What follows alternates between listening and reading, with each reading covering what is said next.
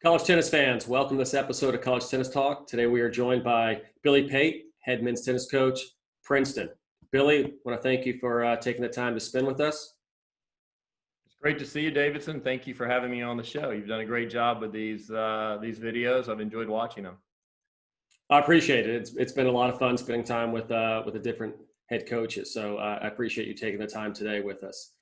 Billy, as we get started today, I want you to just briefly, describe and go over your interest in college tennis and how you became a college tennis coach.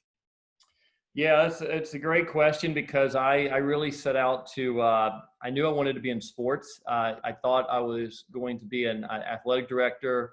If you'd asked me in college, I would have told you probably that, to try to be an athletics director during this time period. I wouldn't want our athletic director's job. It's tough, right? A lot of issues, but all right. Wait, how soon in college did you have this idea of being an athletics director? I mean, was that very, very early?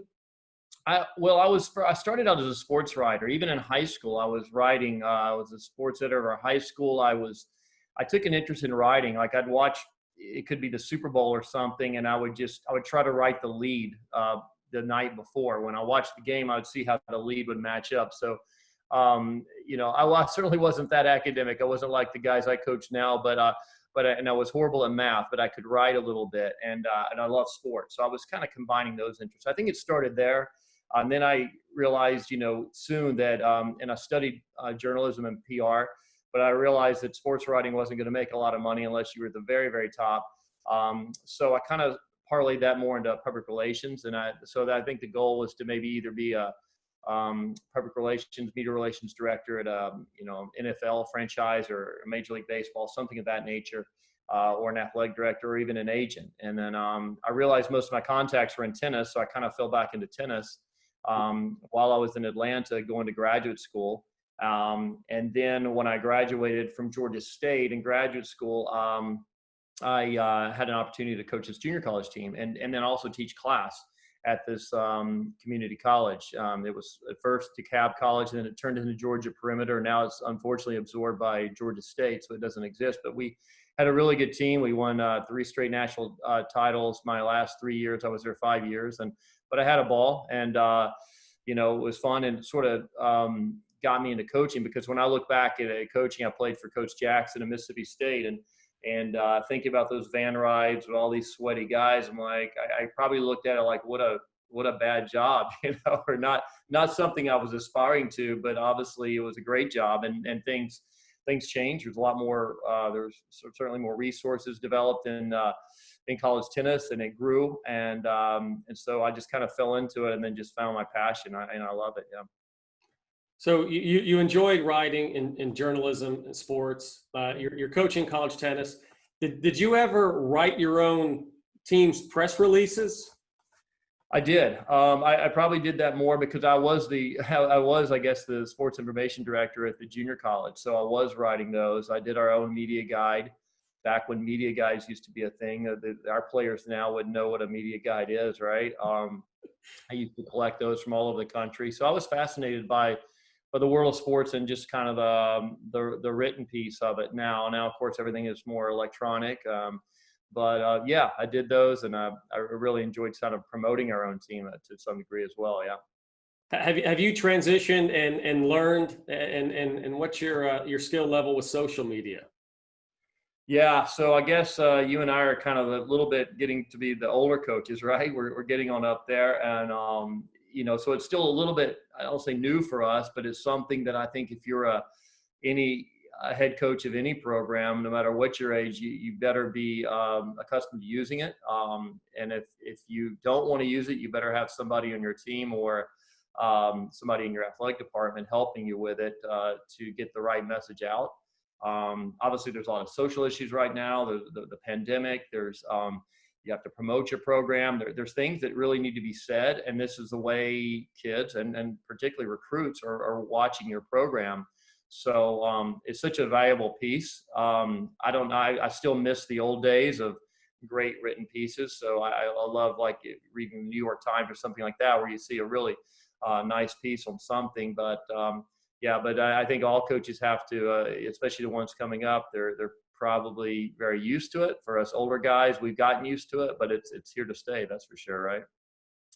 Yeah, and I'm laughing a bit and smiling because your team seems to have an incredible social media um, skill or manager. I'm not sure who runs it for your team, and I know we've played matches in the past, and during those matches, your team, while the match is going on, is commenting on opponents, other players. I remember a time we were playing out in San Diego, and they're making a comment about one of our players looking like Macklemore. And that gets back to our team. Our player ended up owning it, but we definitely had some very good battles back there. But who is managing that social media? And do you remember that time when they were calling Frosty Macklemore?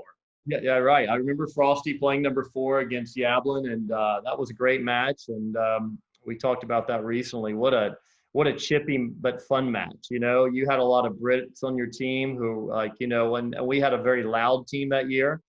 And I think we stirred them up, and man, it went back and forth, but it was fun. It was good natured. There was nothing super aggressive about it. It was just a really fun match. And yeah, so back then we had a couple of guys on the team, Ben Quazzo and Michael Katz, who did a phenomenal job, and they were so witty. I mean, you got some of the smartest guys, and they were very creative, and the things they would say were just great. And then right now we have a guy named Billy Pate, who's a student, and he's really good friends with our players. So he was doing that this year, and it evolved a little bit more, as you could probably tell, into video stuff, right?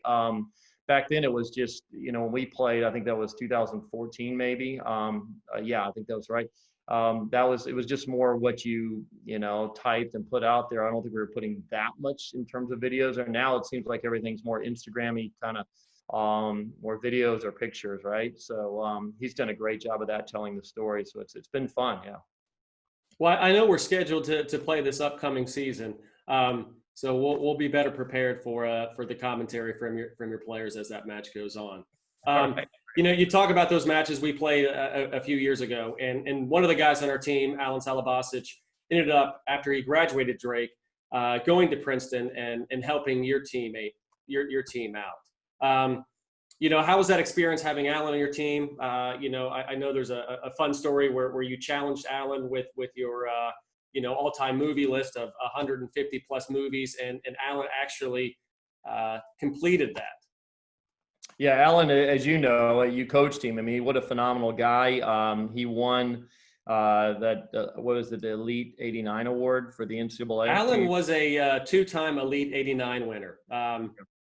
So yeah, he excelled in everything he did. But yeah, go on and tell us about that prestigious award he won while he was with your team. Well, we were fortunate enough to have Alan as our volunteer, and I think he was like so happy to be at Princeton from almost like an academic piece. He wasn't in graduate school. He was thinking about maybe applying to graduate school, but he really took it all in. He went to class with our players. He went to their economics and finance classes. He would sit in and like he was auditing the class and would kind of compare to see how he. So he's not enrolled in school right now. He's just shown up and decided to go to some classes for fun. Yeah, he did, and just a phenomenal guy, and I think he really enjoyed that experience. Obviously, Alan's doing really well now. He's worked for a hedge fund the last few years, and I believe he's been accepted to Harvard Business School this fall, so he's excited about that. But yeah, so he found out about my love and passion for movies. I've been going to movies since I can remember, and every Friday night we'd be on the road. I'd find my way to a theater, and my players all know this, and so then I finally started putting together a movie list, that I thought these are the movies that, especially our younger guys. Are you able to have a team member? Can you convince anybody to join you on these movie nights?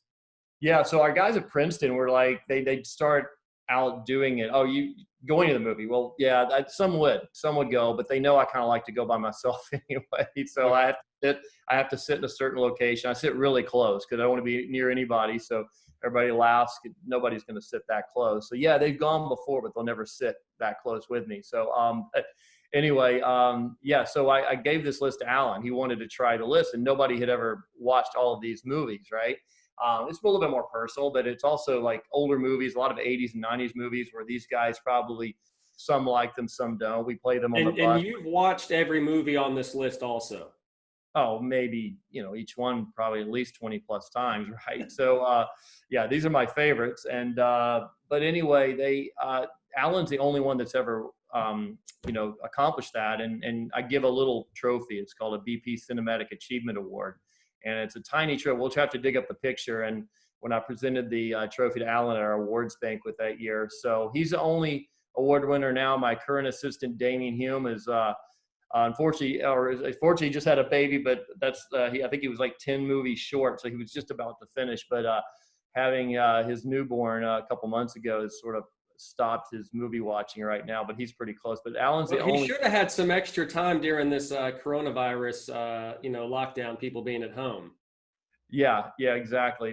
Yeah, I think he's just been busy, but I don't know. So there's a few other people working on the list. So maybe they'll, I think Robin Goodman, your old player, is trying it too. So some of these guys have distributed the list and they're trying, but there's some old movies on there. Yeah. My son is definitely into movies, so maybe you should share that with us, and I'll see if I can get him on that and how long it takes him to complete it. I will. And, like I tell people all the time, the movies are personal, it's a little bit more generational, what you and I grew up with, these guys like some, but they found, when we watch them on the bus, it's like classics. Like when you give a student the classic book list to read in the summer, this is sort of like the classic movie list. I don't go way back. It's not like Citizen Kane and quite that, or Gone with the Wind, not quite that far back, but there's some older ones on there that are really fun to watch. Yeah. Do you have any movies that you require or strongly encourage the team to play, whether it's for motivational reasons or any? Yeah, I like all the sports movies, whether it's like a Miracle or Remember the Titans, a Rudy, we like those, the Gladiator, the Bravehearts, I think we've all probably put those on the bus, right? Who doesn't like Shawshank Redemption, things of that nature. I try to get them to watch the old comedies. It's funny, you'll put a movie that's only 10 years old on the bus and on the video there, and they think it's so old. They're like, oh my gosh, it's so old. I was like, that's not old. I'll show you old, and I like them to look at the classics like Stripes and Animal House, and they like those movies, and so yeah, it's fun. But I think you've asked a lot of the coaches what their favorite tennis movie is, and I think we talked before, and our guys are just, they love The Journeyman with Mark Kyle. They think Mark Kyle's a legend, and they can watch that over and over. So they love it when I bring that on the bus. Yeah, we need to push that out and try to get every collegiate player to get at least one viewing of that movie. It's awesome. It's hard to find. I've got a copy, but yeah. So, but it's great to watch. Yeah. You're holding on to yours. We'll let everybody find their own copy. That's right. All right. So, hey, yeah, we had some fun discussing movies and your hobby and passion there. I want to get into your passion about college tennis, and not only as a head coach, but your involvement in growing the sport, and again, your role and board of directors and being a part of the ITA. Yeah, that's been fun. And it's kind of my relationship with David Benjamin, who was chair of the, executive director, rather, of the ITA for many years. He was a Princeton coach for many years, I believe, 26 years from 74 to 2000. And he was doing both. He started the ITA as we know it here in Princeton, the Coaches Association. It was the ITCA, as you probably know. And he was really a one-man show. I mean, he's kind of running the ITA and coaching Princeton.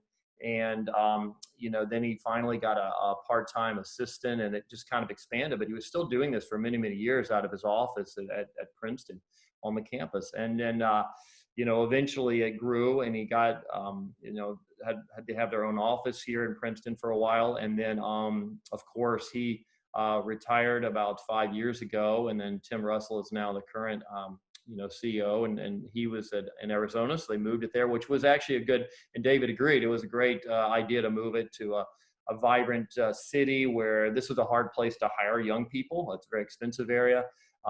Princeton's a little bit smaller, even though we're close to the cities.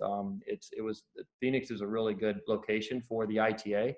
We're delighted it's there. Tim's doing obviously a great job. I've continued my relationship, and I'm back on the ITA board, and so some people might not know, we used to have an ITA board. With David, it was all coaches, and then we made that shift, whereas it's a more of a mixed board. It's a very diverse group of people: business leaders, athletic directors, sports science people. It's been great to have that opportunity of thought and exchange of ideas from a lot of different walks of life. So Billy, I think it's really helpful.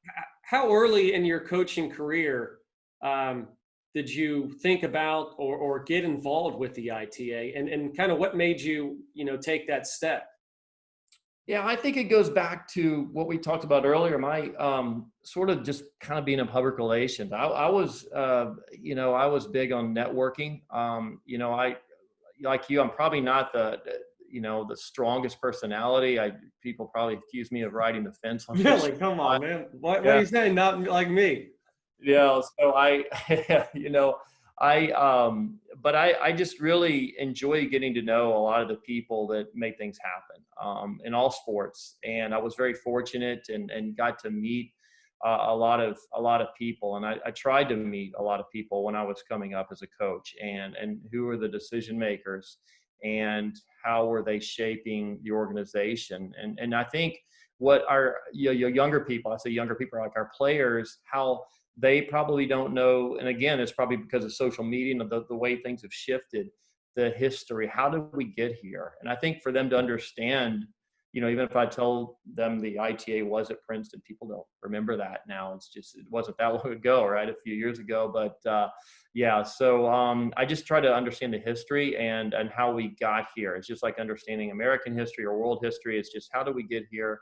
And I think it's very important, and whatever you do, if you're really passionate about it, to know. So I think that it started there, and then just getting to know people. And then, I was asked to participate on committees, and, and then eventually the board. And I've always said yes. And it's been a great involvement, and it's been great. So, you were a great, mentor to so many of the coaches, and were great in reaching out and helping and mentor me and help guide me early on in my coaching career. I was at the University of Alabama, Birmingham. You were in Tuscaloosa at the University of Alabama. Currently, right now, is there any advice that you're providing or wanting to get out to our younger coaches or our newer head coaches? Yeah, I think it's just what we talked about. I think understand, where we've come from, where we are now, and get all the information you can. Meet every single person you can. You don't, we say this in, when you're networking or you're going for interviews, you're looking for jobs, you can learn something from just about everybody. And you never know when a person that you meet is going to be a great person of influence later. I would tell all my assistants, when you're working for me, you'll get to know everybody in the department. A lot of time assistants are shy, and are not necessarily shy, but they're just a little bit like, not in contact with the director of athletics every day, or the associate athletic directors, or maybe the head trainer. All the people in your department who are senior people, they should get to know, because you never know when they're going to go for an interview probably shortly after, and the head trainer of that institution is probably going to be on the committee or somebody like that, and they're going to say, oh, well, you're coming from school XYZ, do you know this person? And it just really resonates when you can know everything. And then, of course, I think anybody going for a job, going to an interview process, they should know everything about the people that are interviewing them. And then, of course, really having a plan. What if you're an assistant and you're going for a head coaching job, what's your plan from day one? Do you have like a 100-day plan? Do you have a strategic plan, a vision statement? All these things are very important. I do think some coaches can go a little crazy with like a huge booklet or, but I think you have to put some things down in writing, your coaching philosophy and what you stand for. And, lastly, we talked about this before, me kind of moving from Alabama to Princeton. I think you really want to go where you fit and where you think you align with the university mission, and whether it's, geography, whether it's the educational mission of the university, the athletic mission, all the things that go into it. I think people, when they first try to get into the profession, they just want to get a job, which is important. You need to get experience. You need a job. I was going to ask you, have you felt or realized where you fit as so-called, changed as you've progressed during your coaching career? Because you've been at Georgia Perimeter, you've been at Notre Dame, you went to a Power Five and in Alabama, and now you're in the Ivy League. Yeah, no, it's interesting. You're exactly right. That's a great question. I made the move here because I started my relationship with David Benjamin. I had been to Princeton many times, and I really like working with the high level academic students. And probably as I get older, and again, as I get a little bit more of a sort of a older coach, I don't want to put up with a lot of shenanigans on my team. No coach does, right? But I think I like the kids who are very serious about the educational mission. I look at, unfortunately, like the transfer portal right now. There's so many kids transferring right now, and I think it's because most people thought you went to Princeton just to play squash. Well, that was a part of it. Is that not true? That was a part of it. Yeah, I was. There was one court at Alabama. It was a hardball court, which is a little bit more narrow. So I have a lot of courts here, but now my knees are wrecked. So I played too much when I first got here. So, no, I think it's great to be at an institution where the kids know why they're coming here. You can't fake it to come to a place like Princeton or any academic school. But you don't see kids transferring from here. Obviously, there's some for the graduate transfer because they're can't do graduate studies and play varsity sports in the Ivy. That's an Ivy policy. So you're seeing some transfer there, but not, you just don't transfer from these Ivy League institutions or usually the high level academic institutions. You value the education. I don't think we should get away from the educational mission. And most tennis players don't. I mean, wherever you are, most tennis players are they're well traveled around the globe. They speak many languages a lot of times. Billy, you made a comment about you can't come to a school like Princeton and fake it or hide. And I think that pertains to the academic side. I mean, they're coming there for the academics. When you're at other schools and you're at Alabama and not calling Alabama out, but do you feel students are going there with the idea of they are tennis players and they still haven't really found their way yet or where they're going and might have the misguided perception that they're going on to that next level and be professional tennis players? How many of your student athletes are you recruiting with that ultimate goal of being a professional tennis player? Are they really coming in as a student athlete?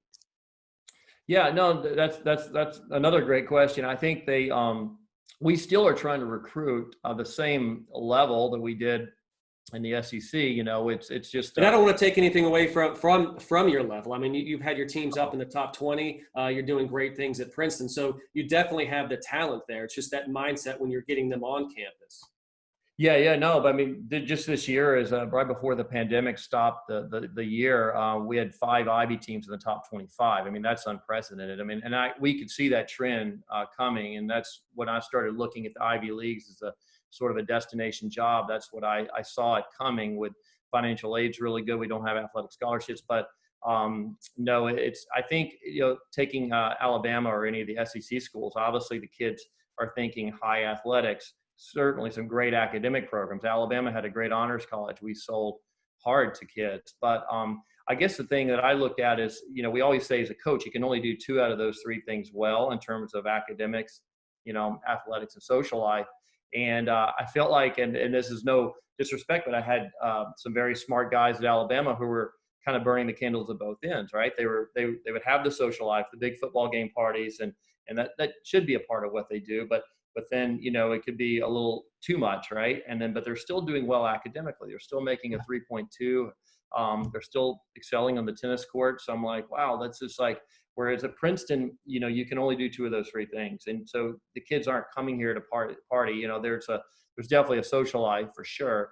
And that's why I argue when people say, oh, you don't go to an Ivy League to be a pro. Well, yeah, that's really because most of the Ivy Leaguers are graduating and their degree is so valuable and their opportunities for a job are so great and well paying that they go to the job first. But that doesn't, we still have guys, I argue the other way, that will get an Ivy League degree and you're playing with house money, go play tour for 3 or 4 years. You still come back to this degree. We have a great alumni network, of course, to help you as well. And so that's sort of been our selling point. And then the fact that they can just focus on tennis and academics and the social life sure is there, but they're focused on those two things more than trying to do all three and spreading themselves thin. Yeah, no, that's a great point, and I like that. And the talent and throughout the Ivy League has been getting stronger and stronger, deeper and deeper. So keep up the good work there. We were discussing the ITA, and you made one comment about, I don't know if people nowadays know that the ITA was previously headquartered at Princeton. What I didn't know until recently, a recent guest, Matt Hill, was on the show, was your involvement and influence and getting that volunteer position on the men's side into a full position. So I want you to kind of help explain what that volunteer role was and what it changed to and the impact it's really had. I mean, Matt Hill, head coach at Arizona State, started out as a volunteer. We have Kyle Spencer, head coach at NC State, was a volunteer. Bruce Burke, who just won a national championship, spent time as a volunteer coach. So that volunteer role is really has really been a vital part of the success of college coaching. Yeah, absolutely. So going back, I believe Matt Hill contacted me. I think it was 2005. My years were running together, but it was 2005 or 6. And then he drove down from Michigan. He was at Ferris State at the time, and the director of the professional tennis management program there was a colleague, a good friend of mine. And he said, "Hey, I've got this guy he wants college tennis. Most of our guys want more the club route. This guy just wants to be a college tennis coach." And Matt drove down, from Michigan to Alabama and on his own just to, interview. And it was great. He stayed the weekend. And I could tell this guy was very special. And we were fortunate that, and of course you had Lee Nickel on your show recently, and Lee was my assistant, and we became a great team. It was great. Matt was there 2 years, but as you alluded to, what was very interesting, and I can't believe we were selling this back in the day, but there was an opportunity for Matt to be on court during matches. There was a rule where the men's side, the women's side did not have this. The women could have a volunteer and them coach during the match. For whatever reason back then. So the women's side was able to have 3 staff members on court during dual matches. Yeah, and I'm trying to remember now. You're kind of shaking the cobwebs here, but I'm trying to remember exactly the rationale. I'm assuming it was the women had more scholarships, anyway. So we argued from the men's side, like, why on earth would we not be able to have a volunteer that would be on court as well? And anyway, the 2 years that Matt was with us, he wasn't allowed to be on court, so he did amazing job with video, which when video wasn't really the thing yet. Obviously now we're really looking at analytics as such a big piece of what every top team does, including what we do now. But back then it was more in its infancy, and so Matt was doing that.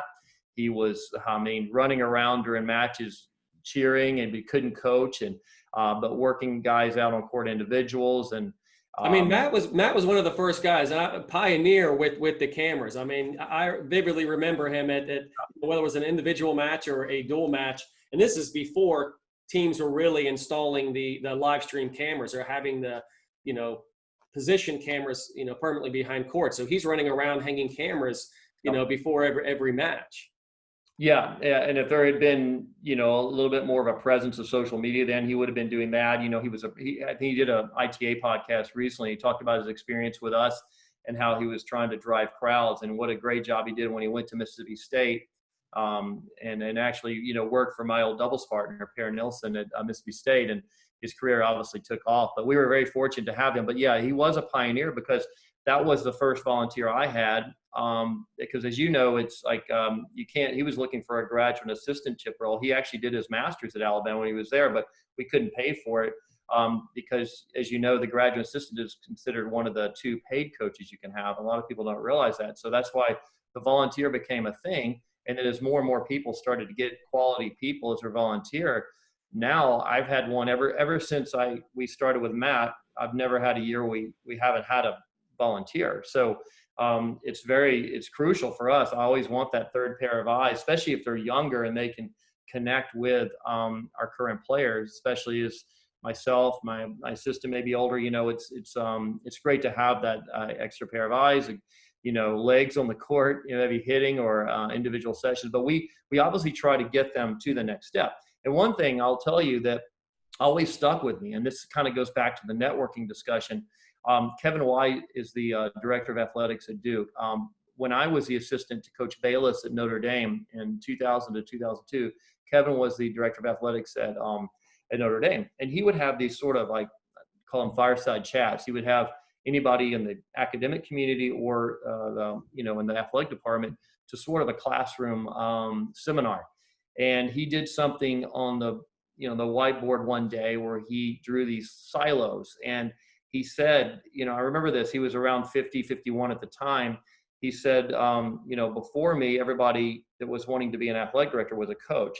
Now I'm kind of right in the middle, but everybody younger than me is sort of studying to be an athletic director, either through, business schools or study of sport as a business. But the point he made with these silos is it used to be where you'd kind of work up from smaller divisions, kind of like I did with a junior college, but and then you kind of graduate to higher level, whatever it may be, the top tier D1. But he said, you should start now. If you want to be a director of athletics, you start, and you want a big time premier program, you start at Texas, Ohio State, Alabama, and you start as an intern and you move up that silo. So that's why I think, paralleling that to what Matt did and these volunteers that are very good, that have transitioned to good jobs, start at the highest level you want and move up there, even if it's a lower level. But, now I think there's so much respect with volunteer coaches at a high level. They're getting pretty much everything but a salary, obviously. But some of these jobs are really good, and they're a great platform to get to meet people and move up. No, it gives these guys a tremendous opportunity to get in the collegiate game or stay in the collegiate game. I, along with all the college coaches out there, need to thank you for the efforts you put in. We've all benefited from it. So, Billy, thanks a lot for your role in establishing that volunteer role. Thank you. You're too kind. I mean, there was a lot of. I'm looking back. There were so many people involved with that. It was just a kind of a glaring omission, or it's just something that we on the men's side felt that was fair. It seemed like an easy fix when we got it, when it was done, and then we moved on, and it's been great since. And I think it's created some nice, as you alluded to, some really high quality individuals who are head coaches started that route. So now, and it's a great example for the younger coaches to maybe start that way and move up. Yeah, and this is still a young position. That volunteer role hasn't been around that long, and for that many people to take advantage of the volunteer role and move into head coaching positions already or win national championships, previously as a volunteer is tremendous. Right, exactly. So you were influential in that volunteer role being established. Looking ahead, are there other things that you see college tennis really could benefit from? The pandemic obviously has had an impact. There's no question about it. And not to get off point here, I'm a little bit disturbed by some programs that have dropped, as you and I both know, and you're at a mid-major. Funding's an issue. We talked about this in the last few weeks, Davidson. I think the financial model of college athletics is really broken. Okay. And you're talking to a guy here. I'm the, biggest college football fan of all. I love football. I probably love watching football more than I do tennis, but I think when whether it's football, basketball, the revenue sports, and then we're dropping non-revenue sports, whether it's tennis or swimming or wrestling or whatever sports being dropped, men or women, I just think it's depriving young athletes the opportunity, and that's why the Ivy's a really good model. It's not for everybody. We don't do athletic scholarships. We have a really good financial aid model, but and we do raise a lot of money, so we're pretty heavily endowed, which we're fortunate to have. But we've got to look at some of these different models for sort of a reform for college athletics. And I think we got to look ourselves in the mirror and see where we could cut back, and that's everybody. That's the Power Fives. But as you know, it became an arms race. So anyway, to get back to the point of your question, what can the ITA do? And of course, our mission is to advance the interest of college tennis. And Tim Russell is working, passionately, doesn't sleep a lot, trying to figure these things out. And as you know, and you had him on earlier, and he alluded to this, the things that would keep him awake at night and are some of the things that are happening. And as much as we try to be proactive as an organization, getting ahead of those, we were caught in this pandemic, which is something completely unforeseen, right? We've seen this on movies and TV, and what would happen if we have such a crisis situation, such as a virus that would attack everybody, and it's happened. We're living a nightmare. So, but what do we do now? And I think it's incumbent upon every coach, particularly the head coaches at every program, whatever level you are, to have daily conversations with your athletic administration, to have a relationship with your athletic director. So it's sort of like we're encouraging coaches have to help themselves, of course. The ITA is there to help, but we're planning to a full fall schedule if we're allowed to play from an ITA perspective, the championships and so forth.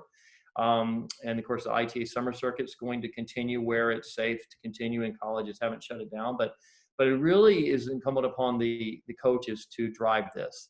Billy, last time, and I don't want to get you off track, but we spoke, and you brought up a neutral site dual match that wasn't intended to be that way, but you had a team traveling in that ended up being delayed by weather. Then your women's team was hosting a match, so you had to move your match to a neutral site local tennis club, and you said the turnout was great, and you were planning on continuing that trend to the future. When we hung up that day, I immediately got on my phone and started sending messages out. So we have now scheduled 2 matches, neutral site, in Des Moines, Iowa, with teams coming in next year. I hope our season it stays intact, but I just thought that was a great idea to kind of get out, get your team in the front of club members, the community, and really try to make more of an event. So I thought that was a brilliant idea. I want to keep sharing that as we go along, and these ideas that different coaches have, discussed that with, Ross Wilson also. And he kind of had an idea of, more tournaments being played throughout the year. So you go to that San Diego tournament, we spoke of it earlier, where you take your team out there for spring break, and these little 18 tournaments that maybe to help with some expenses and costs and reduce travel, that there should be more of these 18 quad tournaments throughout the year. What are your thoughts on that, or another idea for, scheduling in college tennis right now? Well, back to the match you mentioned. We've done this twice at Center Court in Chatham, New Jersey, which is just outside the city, and it was a match that we were scheduled to play with Ole Miss a couple of years ago, and we had a conflict on our indoor courts. Our women had the ECAC tournament, which normally one match, not bad, but it was the whole weekend. So I talked to Toby about playing there, and they were going to play Columbia anyway, which is in the city. So it was close. And so he agreed to do it. It was great. It was 400 or 500 spectators. They had food and drink. It was free for everybody. But I think going back to that point, making an event, and just, I'm glad we did that. At first I was like, oh, we're kind of losing a home match, but it actually was a much better home match experience, because everybody was, the Ole Miss had a pretty good contingent from the city that came over, some of their alums, but it was really a home match for us, and a lot of fans, a lot of kids and ball kids. And then next year we played Wisconsin. So I think, and again, Matt, referencing Matt Hill, like he's done such a great job of pushing crowds, of making it more an event. He did that in Mississippi State. He's certainly doing that at Arizona State. And I think that concept, the dual match, making it more of an event, catering to your alums and your tennis community, having the ball kids, because you have ball kids, the parents come to, some matches, we know around the country, they may have 20 fans, but if you can have ball kids, pick up another 50 fans with the parents included. We just have to think outside the box. And I love the team concept you mentioned that when we played in San Diego, that's been a great event. So, and if you look at probably the best event, everybody would say the best event that we have in college tennis is the NCAA championships, right? Whether it be a regional or the final site. So creating more events to what you and Ross are saying. And again, that goes back to the coaches really thinking creatively, and it's important that they drive this. And so I think that's what's really a great idea. And I'm behind it wholeheartedly. And I think it's a great way to advance our sport and get the word out, because as you know, there's not a lot of, if you go to the 3-5 club lady, which you see in maybe Des Moines, Iowa, she probably doesn't know your team, probably doesn't know a lot about the format of college tennis and her league team. But when you can get in front of them, maybe do a clinic and then play in front of them, and they learn about how exciting college tennis is, you get a lot of fans. You get a lot of people to support it that you didn't know you had. So I think it's very unique. I just think there's a disconnect. Again, as a sort of an armchair, quarterback football fan, watch football. I feel like I know a lot about it. I think football fans, baseball, basketball, other sports, they know a lot about the sport, even if they haven't played a lot. Tennis, I think there's a huge disconnect from the club. From the recreational player and the high level player, there's a big disconnect. So how do we connect those, whether it's, futures or junior events, but particularly college, because the team atmosphere is so great, that will create that excitement to drive them there.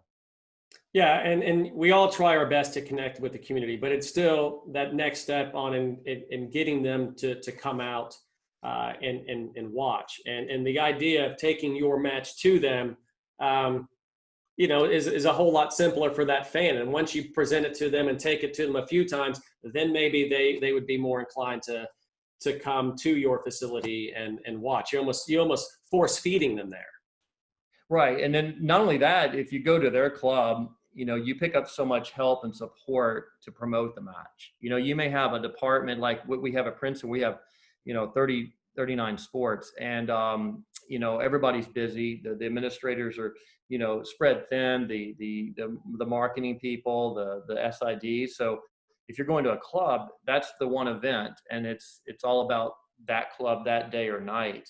And so that's what we found, is we got a lot of help to promote this and push it out and have a great crowd there, and an absolutely new crowd, a crowd that want maybe drive down 45 minutes from this club to Princeton, but stay right there in their area and go. And of course, in our area, drawing people from the city, it's about an hour from New York, but that's about, they can drive from Manhattan, or a lot of these people that work in Manhattan live in northern New Jersey. So easy to pick up a whole group of fans. And of course, a lot of our alumni bases in the city. Well, again, I thought the idea was fabulous. Right when we got off, I started working on it. We've got 2 matches scheduled at a local club for next season. I actually spoke to Ross at Iowa about playing a neutral site match there, an in-state rival, and kind of like what the Ole Miss, Mississippi State teams would do when they play twice a year, once at their home court, which is in conference, and then they do a neutral site at a conference match. So,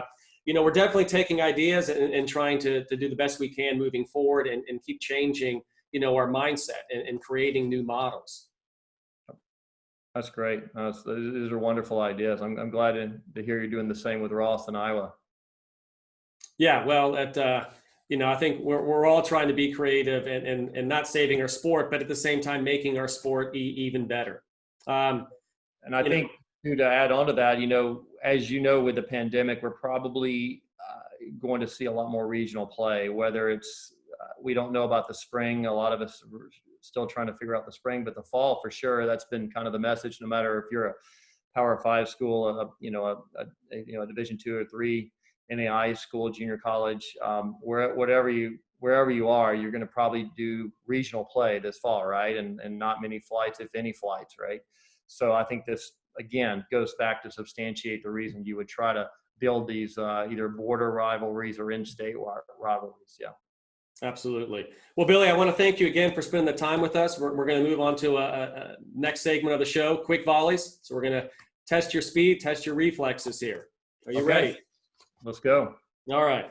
Starting a match, serve or return. Return. No ad scoring, like or dislike. I like it. All right. Best venue in the Ivy League. Oh, tough. I would say, we're going through a transition. I think our outdoors has been the best, but we're in the process of the next couple of years of building a new one, which will hopefully be the best indoor and outdoor. But I think I think Yale has a great indoor. Yeah, it's great. All right. We'll go with Yale outside of Princeton. All right. Toughest place to play in the Ivy League. For sure, Columbia. That bubble's tough, and Sports Illustrated ranked it the toughest place to play in college athletics at one point when they had clay. People, probably the older people, remember they actually had indoor clay. It's of course indoor hard now, but that same venue used to be indoor clay in the bubble. So yeah, they were ranked the hardest place to play in all of college athletics. So I still think it's very tough to play in there. Yeah. Correct me if I'm wrong, but did Princeton have clay courts that they actually hosted college matches on? Yes, many years ago. I'm not sure what year that stopped, and but a lot of that's another thing a lot of younger players don't realize. A lot of venues had clay back then, but obviously it got to be a lot to maintain, and so I think it just kind of drifted away. But we had clay on our campus until just right before I arrived, so about 9 years ago. Yeah. Wow. Okay. All right, Billy. What is your what would you consider the best facility in the country outside the Ivy League? Yeah, I mean, obviously, we love Georgia as a venue. I think it's great. I mean, there's a lot of you and I of our age. We've gone through a lot of fun moments there. They just upgraded their facility too. Is that correct? They did. They did a lot with their outdoor seating. I know they've got plans to improve their indoor as well. But yeah, it's just a magical, and that's a lot of that is thanks to what Dan McGill did, and then of course carried on by Coach Diaz. Toughest place to play in the country. Well, if you're playing Georgia against Georgia in NCAA, that would be tough. That's the toughest probably. I think there was I remember when you and I were in Alabama, we played Baylor a couple times in the round of 16. They had a guy that always wore a kilt and would come out and heckle. And when you went to Waco, that was a tough place to play. They had some good crowds. When I was in Notre Dame, the net nuts at Illinois were tough, and we were fortunate to break one of their long winning streaks. But that's a really tough. They have a lot of spirit. Craig Tolley started that way back when, getting a great fan base, and Brad's carried it on. That's a tough place. It is. We've played there a few times, and I know they've got fans throughout the country. I don't know where they get all those people from. But anyway, what's your most memorable moment as a collegiate coach? Yeah, I think when Lee was my assistant, we beat Duke at Duke. I think we were like a 17 or 18 ranked team, and so we were a high 2 seed. They were like a 14 or 15, and they were a 1 seed there in Durham, and had long rain delays, and they had match points. We had match points, and we ended up winning the match 4-3 and advancing to the round of 16. But I remember they also that was kind of tough too.